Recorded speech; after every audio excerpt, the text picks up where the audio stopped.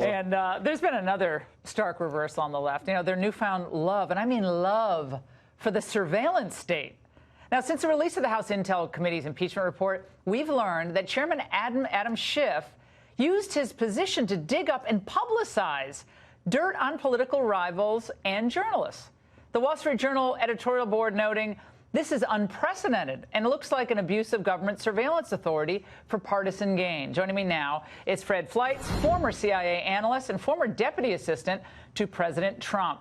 Fred, have you ever seen anything like this before? Well, Laura, I got bad news for you. I understand Adam Schiff knows all about your late-night crank calls to Sean Hannity. Oh, okay.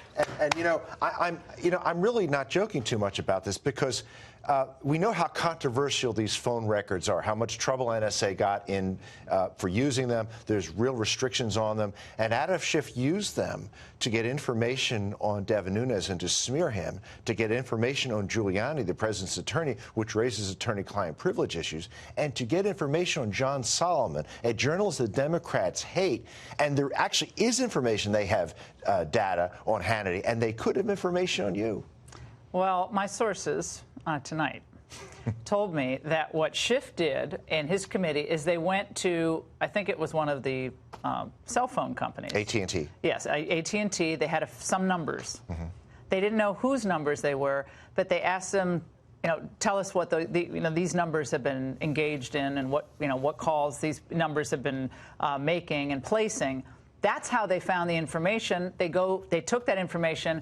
That went to the NSA. The NSA, a.k.a. Deep State, then gave them the information that it was Rudy and others. Does that sound plausible to you? These are from extremely reliable sources. My understanding is Schiff did know who the numbers were of that he sent to AT&T. What I want to know is why did AT&T comply with this request? They're not under an obligation, right? No subpoena. When the NSA asks, AT&T always says no. Well, why? Because a powerful Democratic congressman asked for this information. AT&T has a lot to answer for here. So AT&T answered Schiff's call for information. In addition, AT&T certainly knew one of those numbers was Nunes's phone and knew they were providing this information to Congress.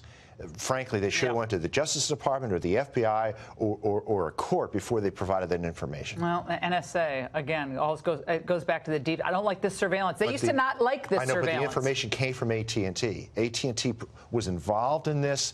They knew they were providing information on a member of Congress. This really should be investigated. This is important. By the way, speaking of the OMB, the Wall Street Journal is reporting late tonight that the freakout about Rudy talking to an OMB number might actually be wrong. That number, along with other references in the report to a number associated with the Office of Management and Budget, all correspond to a placeholder number that shows up when officials in several White House departments make calls, according to people familiar with the matter. Fred, if Schiff got that wrong, is it possibly got other numbers wrong as well? I think he did, but the whole idea that he is looking into who the president's attorney was speaking to raises huge issues on attorney-client privilege. I mean, what was the right that Schiff had to do this? Because in a criminal proceeding, an attorney would have to have special permission from a court to do that. And it looks like Schiff thinks he operates under other rules. So when privacy rights don't apply to him. When they say that Trump acts like a king, like he's accountable to no one, like many of the things they charge him of, they are guilty of themselves. The finger's always pointed back at you. This is abuse of authority. It's abuse of office. Abuse of power. That's what they accuse Trump of. That's right, and they think the rules don't apply to them. Fred, we're going to be on this story, but the NSA's involvement, AT&T's involvement, all of this, real journalists will look into all of this. Thank you so much for being here tonight. We really appreciate your service to this country. Thank you so much.